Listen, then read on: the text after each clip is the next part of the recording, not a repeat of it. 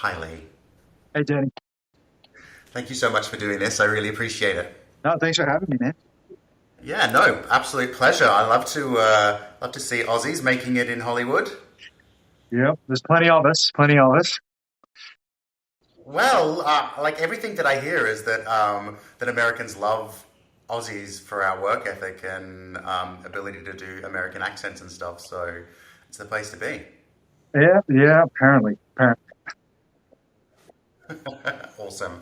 Well, again, thank you very much for agreeing to have a chat with me. I'm excited to learn all about your journey to making it, and obviously about what you've got going on. Um, I was just reading your biography earlier, and it's talked about the fact that you went to law school and practiced law. Was did you how did acting kind of how did you pivot? Where, I feel like there's like two totally different things. How did you go from lawyer to actor? Yeah, it's a bit of a journey, I guess. I wasn't one of those kids who always wanted to be an actor, like love being on the stage or any of that, really. But I was that kid who always really liked film and television. I watched, the director commentary tracks and all the DVDs, and I loved all the behind the scenes and all the making of and all that stuff. But I grew up in a small town, graduated high school, and had decent grades. Didn't know what to do with my life, and everyone basically said, "Well, you have to go to law school or med school. That's like your only options, or you're, throwing your life away or whatever."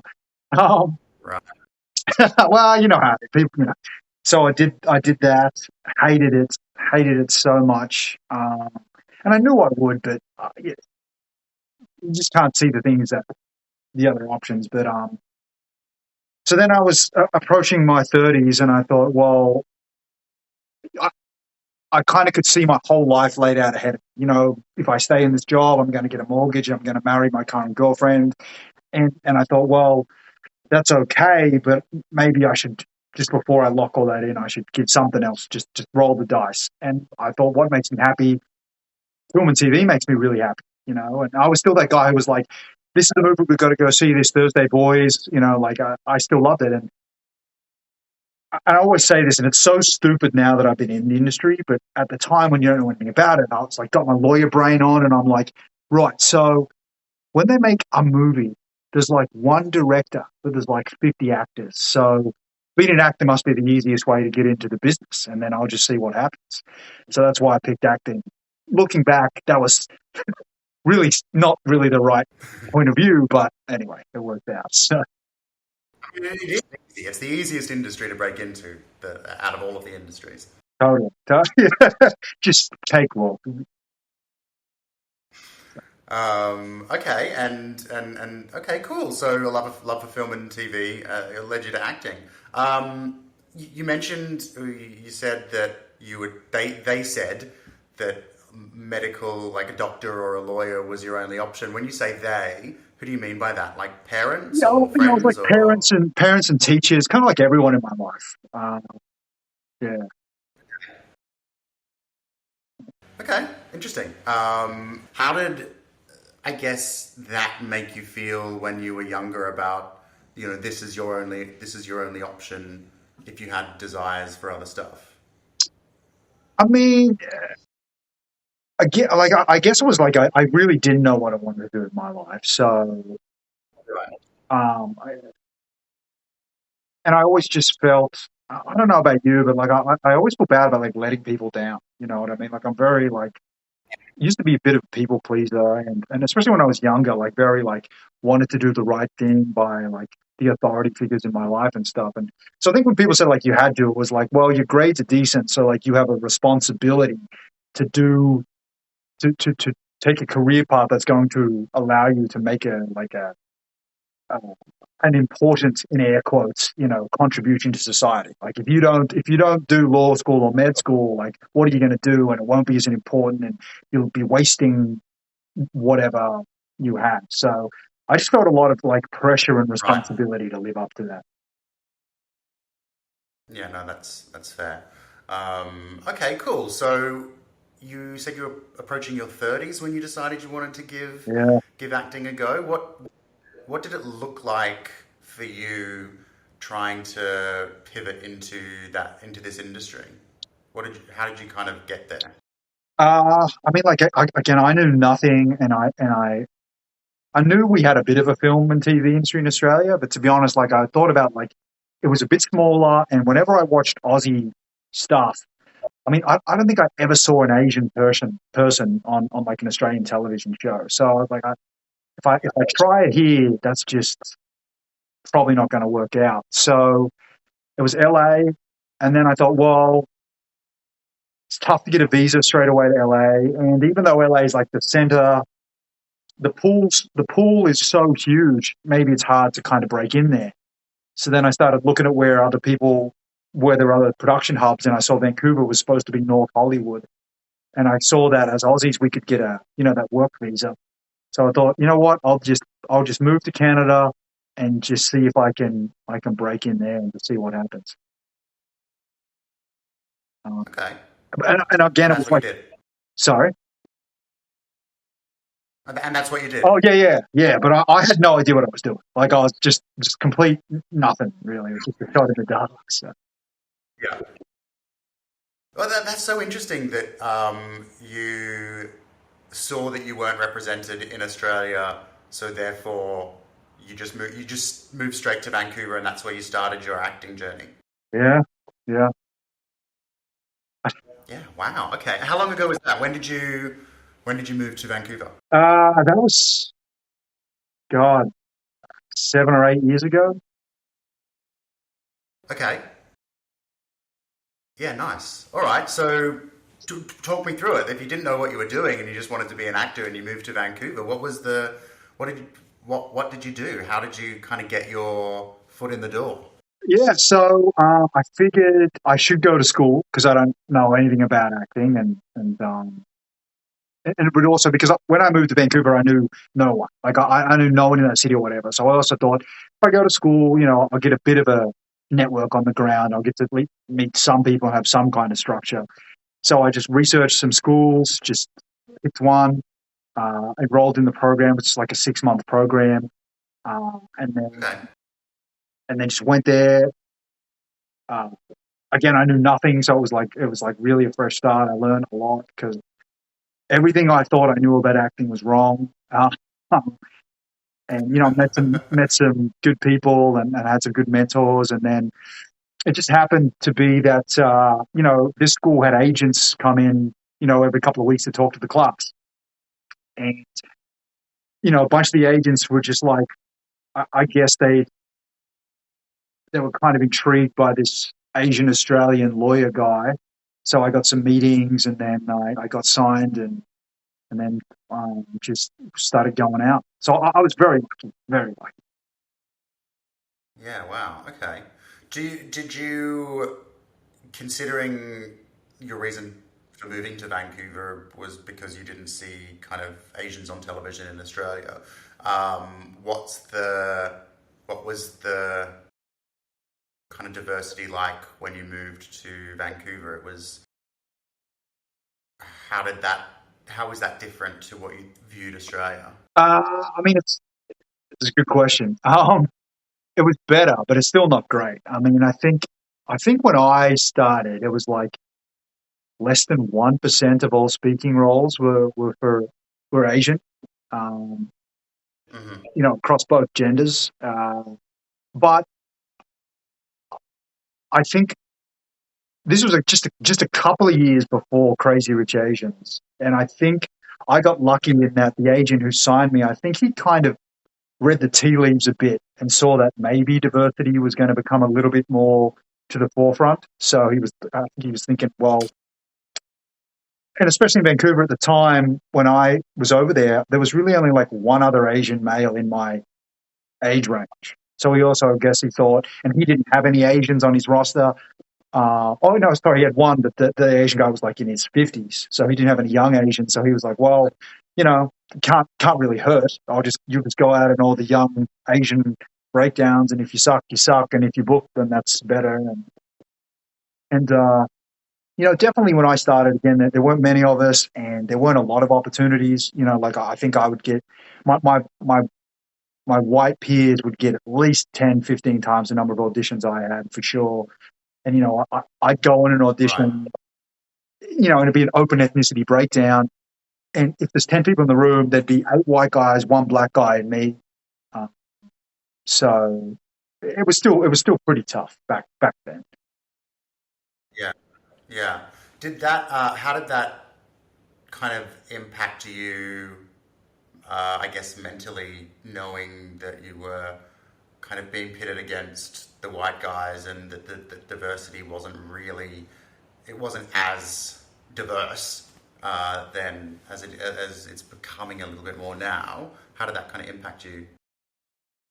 The funny thing is, like, I think it hits me harder now, even though it's better, because it still has a long way to go than it Okay. did then. Because I think back then, I had no expectations because I was so green and when you first start, like you just like you get your first audition, you're like, oh, I can't believe I've actually got an audition. Oh my god, I'm actually going to go in and read this scene. Like I'm auditioning for this show that I watched on TV. Like everything feels so um, surreal and miraculous. So back then, I felt great all the time. Like every time you get an audition, it'd be for like one line, security guard number two, and you'd be like, "This is amazing." Whereas, now I feel like it hits Yeah. me a lot harder. Now that I have more expectations and more experience and knowledge, now mentally I think it's worse than it was then. Right. Okay. Okay. Well, then talk to me about that now. Then talk to me about the industry now when we're kind of in this world where diverse casting is very, I guess, more in the forefront of people's minds. Talk me through what that means for you now. Then. Uh, it's such a weird thing now. I think, and like every demographic has its challenges. But it's interesting in that I think,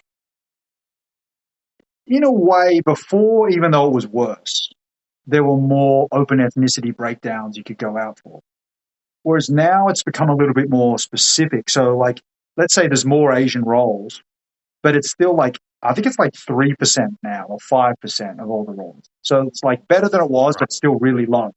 So now there's both more and less opportunity because now you won't really go out for an open ethnicity role. You'll only go out for Asian roles. So that Right. kind of changes things. So there's more of them, but they're more specific, which, is a two-edged sword. And then within those Asian roles now, there's this real push for hyper authenticity where it's just like if it's Chinese character, you have to have Chinese background. If it's Japanese, you have to have Japanese background, et cetera, et cetera, et cetera. Which again, it's like, on one hand, I understand that it comes from this place of Asians aren't a monolith, like there's cultural differences between them. But then on the other, I'm like, well, opportunity's too limited for that, especially like Southeast Asians get really screwed over by that. And also, it's a double standard in that we don't really hold white actors to the same standard. We're not like, well, this character, you have to have, German ancestry to read for this character, or you have to have Italian ancestry. Like, anyone can be in House of Gucci, right? It's not quite the same. More and more, the Asian roles Yeah. are like, you got to be bilingual, like, you have to do martial arts. So it's so weird in that, like, there's slightly more opportunity, but it's so specific in a way there's less opportunity unless you can do Yeah. So all the these pendulum. things. Yeah. So the pendulum has kind of swung so far into the favor of being authentic and from a diversity perspective that it means it's less opportunity. Yeah, in a weird way. Yeah, yeah. Yeah, wow. That must be super frustrating. It is. Like, it's. I'm lucky. I've got this group, and there's like it's about 30 of us, and we're all Asian males around this age. Around, like, we're all like around like the 30s category. So we share auditions and stuff. And I swear to God, Yeah. every second one is like, must speak Cantonese, must speak Japanese must, and we're always just like, well, here's another one where like 90% of us can't even read for it because we're not all like super fluent in six languages, you know? Yeah. Yeah. Yeah. Yeah. Okay. I can imagine that that would just be ridiculously frustrating. I'm okay. So, are you? Do you act full time or do you work outside of acting? Um, I, so I'm in a bit of a situation where, I'm in America on an O1 visa, which means you can only work as an actor. So Okay. but if I was here on a green card, I would for sure have another job because yeah, I don't really earn that much. I'm just like, I kind of anticipated this, so I just like saved and saved and saved. But like I'm burning that, you know how it is. So. I definitely know how it is. Okay. So I like to ask this question to see the progression, I suppose, of your thought process. When you, even though you knew nothing and you decided to move to Vancouver to pursue a career of acting, what was your idea of if I reach this point, I've made it. This is what I'm going for. This is what success looks like for me. Yeah, that's a good that's a good question. My original thought was if I'm not auditioning within a year and a half, I'm just going to quit, move back to Australia. So that was the first kind of bar. But in terms of making it, Okay. I thought if I could become like a recurring on a TV show, I will have like made it in a sense. Um, that was my Yeah. thought. Yeah.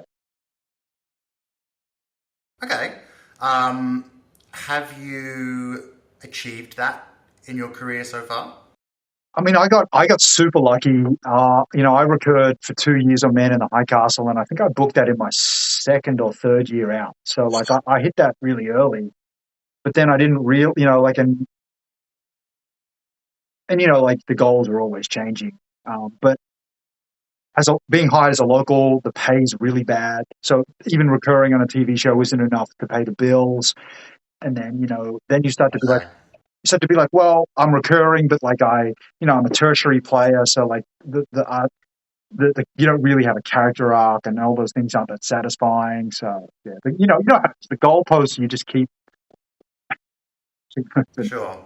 Sure. So, has your idea of making it then changed now? So, what's your idea of what success looks like for you now? I have come to the either the enlightened or nihilistic view that there is no making it. There is no making it. Okay. Because a friend of mine who's been in the industry for a long time, I was talking to him one day, and he was like, "Do you think anyone at any stage of this business is happy and they have everything they want?"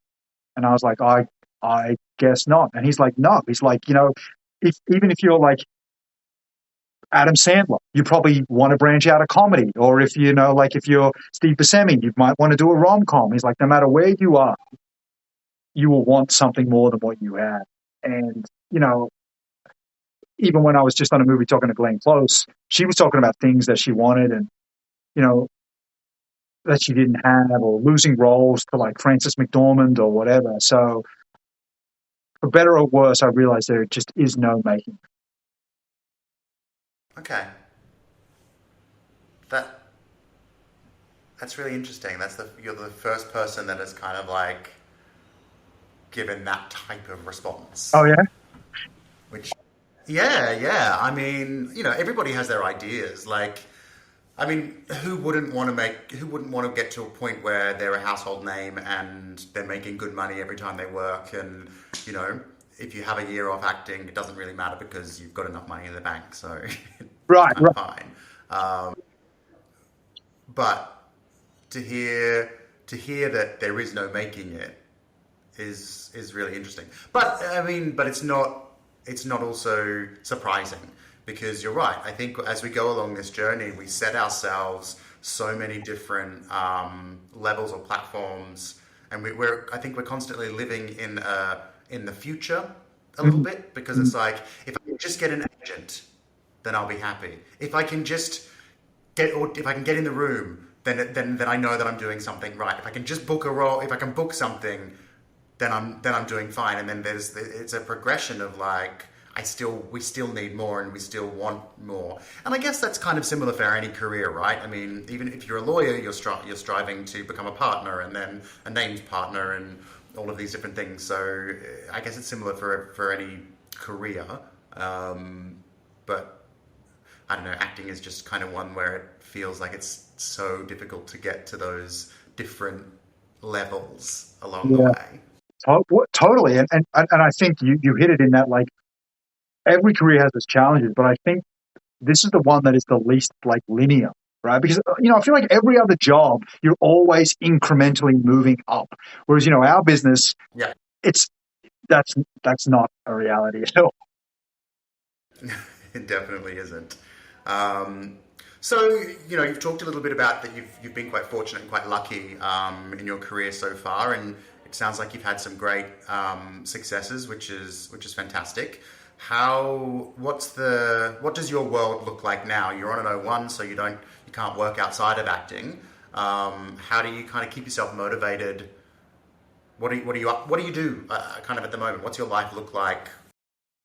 Uh, well, the pandemic has also uh, reduced the scope of it Of course. significantly.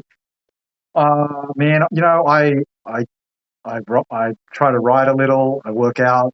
I read, watch TV, play video games, and then I audition when I audition and work when I can. And but it's pretty. I think it's pretty just like the grind. It's still on the grind level. So Okay, cool. So then, can you talk to me what the grind looks like for you then? Because that's the stuff that I love to hear about. Because as I said uh, earlier before we started recording, a lot of people don't realize that acting is a fucking grind. Like you've got to hustle to get anywhere. So what does your hustle look like to get you to get you to the non making it to your next level?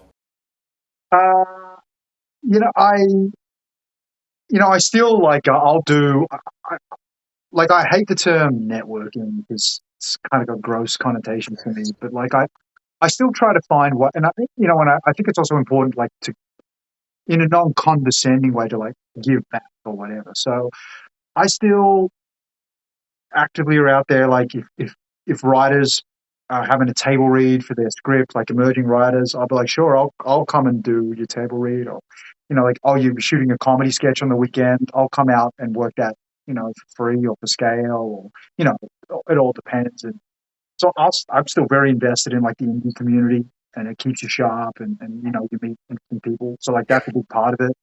And the other part is just great. Here's a 10-page audition. I'm just going to have to work on that, and that's the grind because you know I'm in a little bit of a weird place in that I don't really know what to do because like obviously in this craft you're always going to get better. I'm not saying like I should have an Oscar already and I'm at the pinnacle, but I know or I feel confident my work is in a decent enough place, right? Like you know I consistently get pinned, avails checked, shortlisted. I tested for like 4 series regs last year. Like I feel like I'm doing something okay, but I just can't hit the next level. But I also feel like hitting the next Right. level is now beyond anything I can actually do myself. It's literally now just going to be someone will like give me that shot. And I can't do anything different to convince you to give me that shot because I'm already in the final mix. And I know now it's not about me, it's about all these other things. So I'm actually a bit of a loss. I don't really know what to do. Okay. All right. Well, I think that's I guess, an interesting thing to talk about there because I think in this industry, whether you've got to that level that you're at or not, um, we're always auditioning and not hearing back and kind of not. There's a lot of things that are out of our control, and um, we can't just make it happen. You just have to keep working towards it and doing the work and trust the process that eventually it will happen, and that it's not necessarily anything that you're doing wrong, but rather there's going to be a lot of right place, right time kind of situations in this industry. Totally, totally. As you know, over the past few years, self-tapes have become the norm, and they are being used by more and more industry professionals to cast all sorts of productions. I've personally recorded self-tapes for theatre, and TV, and film, and commercials, and it makes life easier for casting as they can see more options. But what isn't easy for us actors is finding someone to read for us in the moment that we need them. That's where We Audition comes in. We Audition is an online video chat community where you can call someone that has marked themselves available, and they will read for you for your audition. You can use We Audition to rehearse, film, or just ask questions that may help your audition. Last year I had an actor contact me who had never drank alcohol, who just wanted to know how to play drunk. You can sign up to We Audition to be a reader yourself. I log into We Audition most days and I just leave it on, and people call and I accept, and I help them with their auditions. So you can earn a little extra cash doing that, and you can just meet some great people. I even helped one of the main cast of Morning Wars tape an audition towards the end of last year. Look, it's a great platform, and if you're going to sign up to be a reader, it basically pays for itself.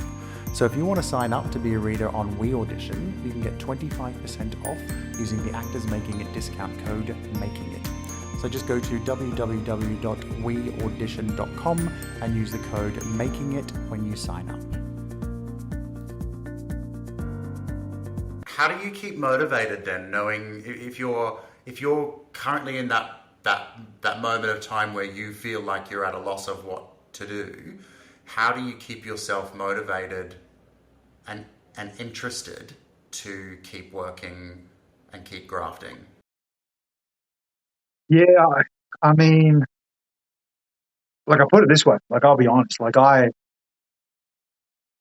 thought about quitting like 2 or 3 times last year for sure. But I think it's two things. On the one, I think I have a very good support network. Like my partner, my girlfriend is super supportive, and she's my rock.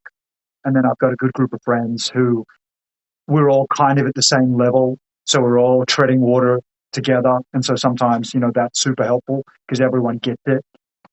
So that's like the positive spin of how I keep motivated. And then like the kind of the negative spin of how I keep motivated, the kind of Sith Lord spin is like I look at a lot of people who are successful who I know are not very nice people. Like they're just not good human beings. And like we've seen that a lot. Like look at someone like a Weinstein who was like the top of the game, but like we know he's not a good person.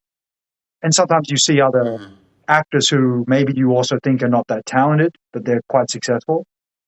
And I just think to myself, I have to stay because I have to take their seat at the table one day. Right. Okay. Yeah. So that's the negative motivator. Yeah. Wow. Okay. Well, look, whatever keeps you going, right? I think there are going to be so many times in this. I mean, I think about it all the time. Like, there's going to be so many times on an actor's journey where they might feel like they want to quit, and that it's just never going to happen for them. What was the catalyst for you last year, kind of getting to that point of feeling like, okay, maybe I should just give up? Last year, I was pinned like 13 times. I started tested for like 4 series regs. And then the other funny thing too was like the O1's a real fickle visa. So I booked 4 jobs last year, and then each time they decided they didn't want to hire someone in an O1. So I've had a green card, I would have got the job, but O1 they wouldn't clear it, right? Which again, beyond my control. So like old me, and again, this is where it's like your perspective changes. Old me would have been like, I had so many wins last year. I was pinned so many times and I tested and all these things happened. And it was like, that'd be like so positive. Whereas like Hmm. instead, like, and I know it's bad, but then I started to view all those things like a negative. Or like, I can't get a job. I can't get work. I can't get booked. Like, how come? How come? And I was just like, look, and I thought, I'm like so unhappy. And yes, I wasn't happy when I was a lawyer, but like, at least I would be financially stable and I could have a kid and I'd probably own a house. And like, then maybe I'd, be unhappy Monday to Friday and happy Saturday, Sunday. Whereas like, as an actor, you're like unhappy like 99% of your life. So I was like, should I just go back Yeah. and just do that? But I did it. So Yeah. Okay. How long have you been in LA now? 2.5 years. 2.5 years. Like, okay, so you moved just before the pandemic. Yep. Perfect timing, Lee. Perfect Right. timing. Right. Just couldn't have timed it better. Not possible. Um, I think it's an interesting topic to kind of cover here, which is the visa situation that you've just kind of talked about. A lot of Aussies want to go to Hollywood to try and kind of forge a career.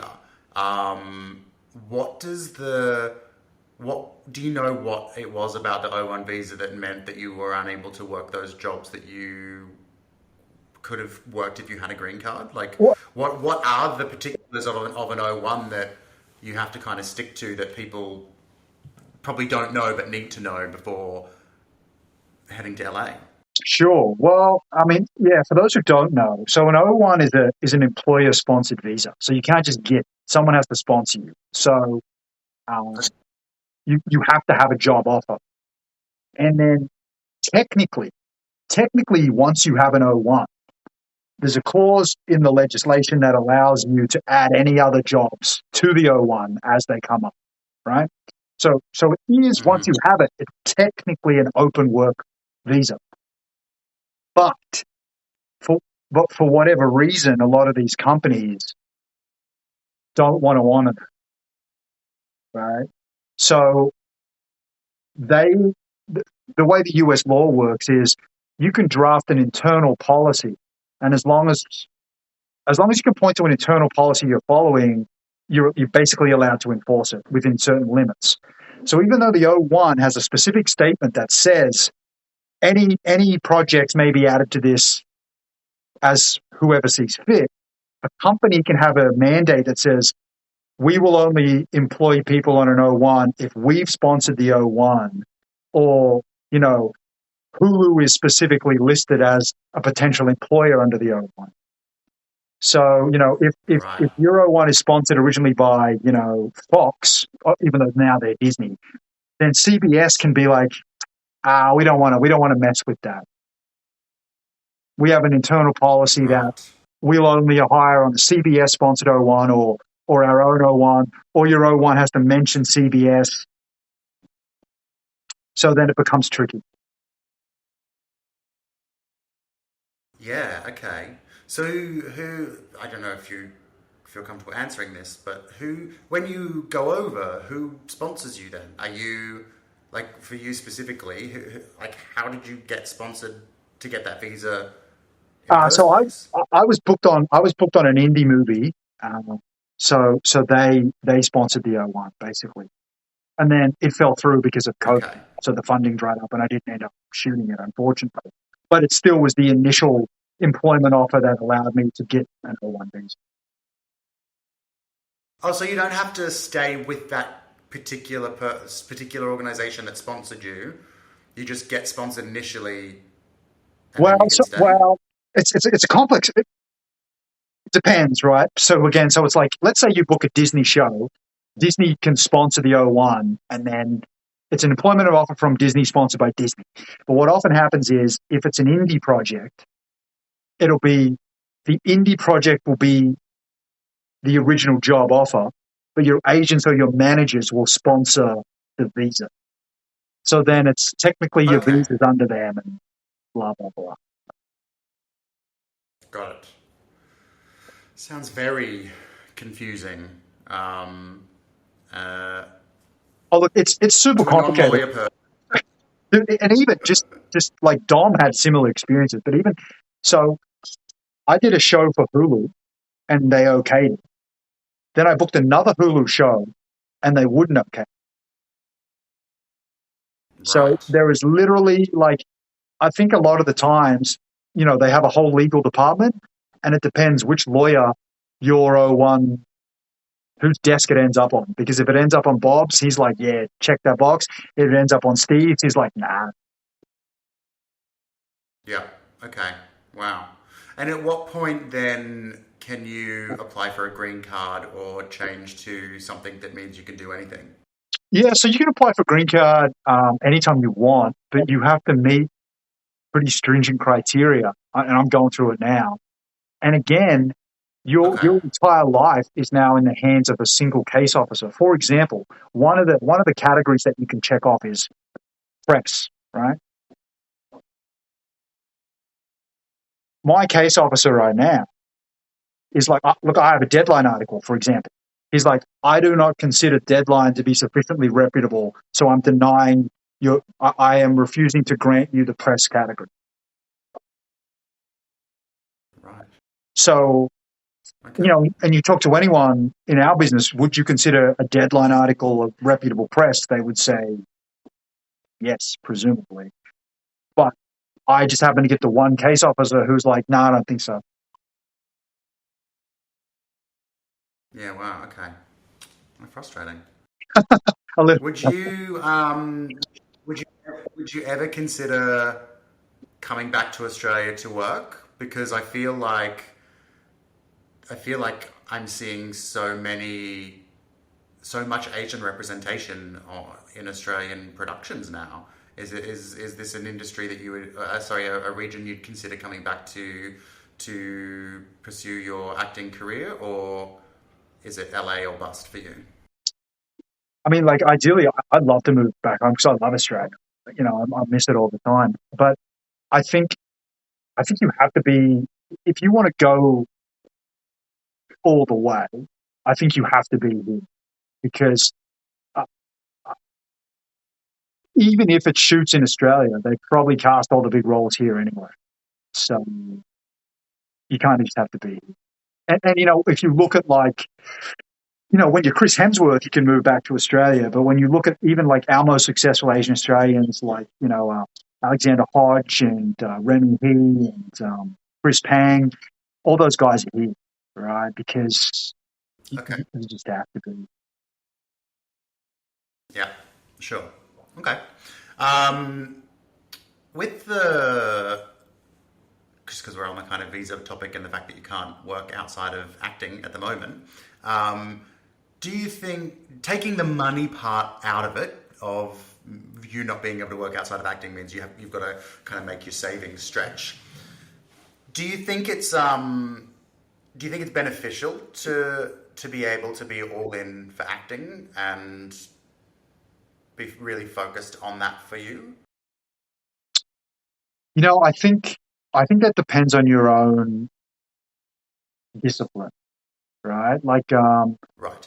it would be like if I said to, someone said to me, "Hey, do you think I could get really ripped if I quit my job? Because then I would have, all the free time to work out." I'm like, well, in theory, but then you still have to get up and go to the gym every day and, eat right, which you could still do if you had a job. Maybe it's a bit easy if you don't have a job, but like, Yeah. if you quit your job, are you really going to do that? So I think, in terms of like, is it easier? Yeah. Is it beneficial? Only if you have the discipline to make that work. Right. So this is Kevin, who's No, just it's gorgeous. just come into the screen. Yeah, he's coming in for a cuddle. Um, do you feel that you have the discipline? I mean, I have my bad days. We all do, but yeah, yes, yes, I think so. I think so. Awesome. For example, and Uh, not to whatever, but like the very first year I pursued this, I shot like 50 student films. I shot a student film like every weekend, just Wow. Okay. because I wanted the set experience. And like student films are so hit and miss, and like sometimes like you're sitting on a milk crate eating, or there's no food. But like I shot a student film every weekend for the first year, so I think I think my discipline's all is possible. Yeah, that's some awesome training there. Doing a film every single weekend. Um, I don't know. I've like if I talk about myself personally, I'm moving to London at the end of the year, Nice, and my intent is to not work in a corporate job. I have a corporate career. I work 5 days a week as an organizational change manager because it pays well, and it affords me the luxury that when I do actually get work because I'm a contractor, I'm like, oh, I'm not coming in tomorrow because I've got something on. So I don't nice. get paid for my job, but I go and do the student film or whatever. But I guess I'm sort of living in this world of okay, when I get to the UK and I'm not working in a corporate job, I'll have more time to focus on the stuff that I wanted. Like I'll have the time to really dedicate to being an actor and networking, and I'll be able to say, yeah, I think I'm free to come and do that table read with you. But there's a part of me that feels like I don't have that freedom at the moment. But then when I say that, holding myself accountable, I've got a class tomorrow night that I haven't learnt lines for, and I sat on the sofa all day watching television yesterday because it was pissing down with rain and it just felt easier to do than learning lines for, but that for a happens. class. No one's perfect. That's yeah. No, I know, but I think it's an interesting thought. It's an interesting comment around, well, if you don't have the discipline, it doesn't matter how much time you have. So I think when I move to London, I'm going to make sure I don't own a television. but you have to own it. Like it's research, right? I will have a laptop to do research and watch and stream stuff. Maybe no television so that I don't feel so comfortable slobbing on the sofa all day. Nice, nice. Do you still do scene work in classes and stuff like that at the moment? I haven't for a while. I haven't for a while. Yeah. So when I stopped doing class, then I Hmm. then I made a commitment to do 2 plays a year in place of class. Okay. Yeah. So Is there a lot of theatre in LA? yeah, there is. I mean, it's not like New York where it's like a theater town and the theater is of a certain like distinction, but there's a lot of theater here. Yeah. Okay. Cool. Yeah, I've never really heard much about theatre actors in LA or plays happening. Yeah, because not to like like this is so disparaging in a general statement, but it is a bit like theater in LA feels a bit like TV actors who are bored and just have nothing to do, whereas it feels like New York is like I love the theater and I'm putting on this play because I really want to tell the story of the Pillow Man or whatever it happens to be, whereas LA feels a bit like oh shit, I've been booked for 6 months, better put on a play. Ugh, plays. Yeah. Yeah. Sure. Okay. Outside of obviously not kind of auditions coming through agents and you acting, what do you have interests outside of acting but within the industry around like directing, writing, kind of making your own stuff?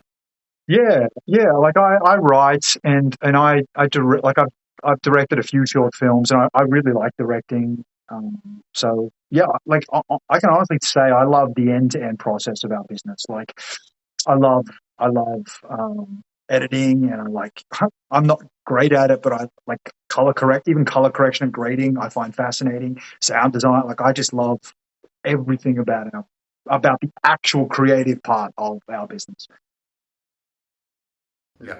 Yeah. No, well, I mean, you've got to. You've got to love everything about acting and be passionate about it if you're ever going to stick around in it long enough. Otherwise, you're going to kind of want to give up and actually succumb to giving up quite quickly if you're not passionate, right?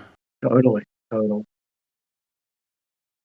I've been yeah, I've had some people that I've spoken to that like after 18 months of kind of trying to make it in whatever way making it means to them, they're like I don't know what I'm doing wrong. I've been at this for 18 months. I should be somewhere. I'm like, dude, like Margot Robbie grafted for 10 years before she got her first kind of gig. What are you talking about?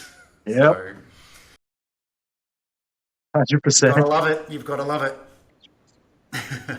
I'm gonna have to kind of let you go soon, but if you, I guess, as an Aussie, kind of making it in LA and talking about all the visa stuff, what would be your advice that you would give anyone that was looking to make the shift, make the move to either Vancouver or LA to kind of follow their acting dream?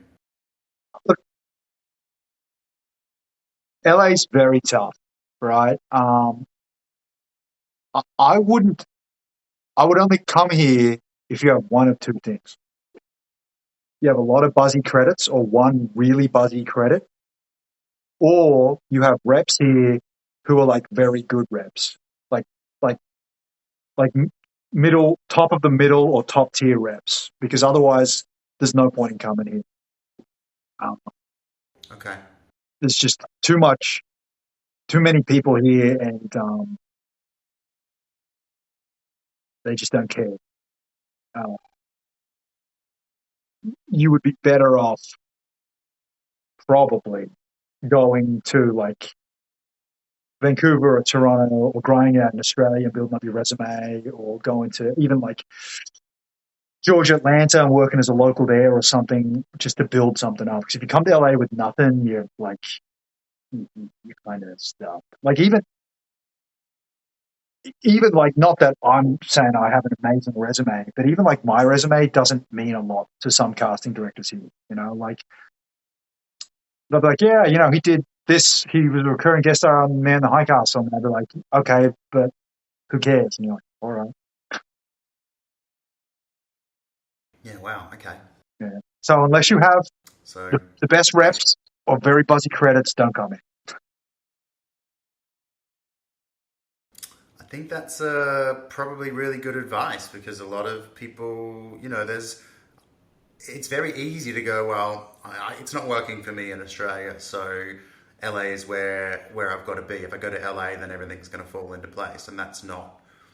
I guess that's not necessarily the situation. I had a mate. I've interviewed him for the podcast. He was like his very first gig was X-Men Origins. He was young Cyclops, but he still went straight back to working at event cinemas after that Yeah. gig, and eventually moved to LA. And he's not. He didn't like he did. He obviously he worked a little bit, but it's not like it meant that he had that amazing trajectory immediately from working on a big film.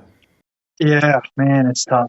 I think the only exception is if you got to look at the demographic of your market and then yourself, because like let's say Vancouver is mainly Hallmark and CW, right?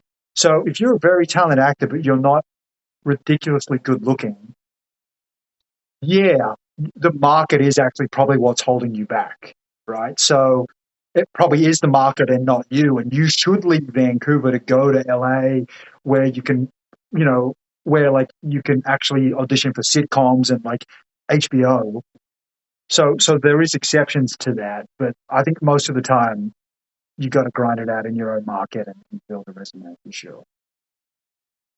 Yeah. Okay. Hmm. Okay. Well, that's good advice. I think. Uh, get lots of surgery and be really beautiful if you want to go and make it in Vancouver, or Yeah, have really good credits for LA.